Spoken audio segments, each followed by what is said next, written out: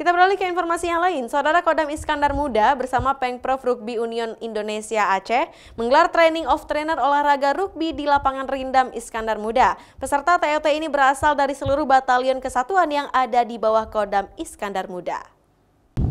Pangdam Iskandar Muda Majen TNI Niko Fahrizal melihat langsung TOT rugby yang diikuti oleh prajurit yang mewakili seluruh batalion di bawah Kodam Iskandar Muda. Setiap batalion diwakili oleh 3 orang prajurit. Mereka dilatih oleh pelatih profesional agar nanti mampu melatih tim rugby di kesatuannya masing-masing. Pangdam menginginkan agar seluruh batalion di bawah Kodam Iskandar Muda nanti mempunyai tim rugby karena prajurit TNI dinilai memiliki spek yang sesuai dengan kebutuhan tim rugby, baik fisik maupun mental. Tak hanya kekuatan fisik tapi juga strategi, sehingga prajurit TNI dinilai punya potensi besar agar menjadi atlet rugby di masa depan. Karena nih olahraga dibutuhkan speed, kemudian endurance, kemudian power. Tentara sudah punya itu.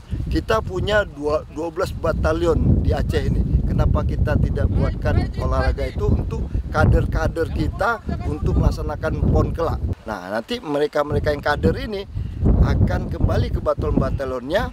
Dia akan melatih kawan-kawan di sana, akan bikin tim rugby di 12 batalion kita.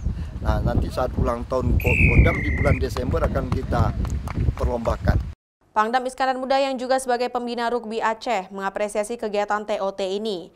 Agar prajurit yang dilatih ini nanti dapat menjadi pelatih rugby di batalionnya masing-masing dan nantinya dapat berpartisipasi pada kejuaraan rugby HUT Kodam Iskandar Muda pada Desember nanti. Sementara pelatih pada TOT ini merupakan pelatih tim rugby Aceh yang mampu menyumbang 3 medali pada PON Aceh Sumut lalu, yaitu masing-masing medali emas, perak, dan juga perunggu. Mustajab, Kompas TV, Aceh Besar.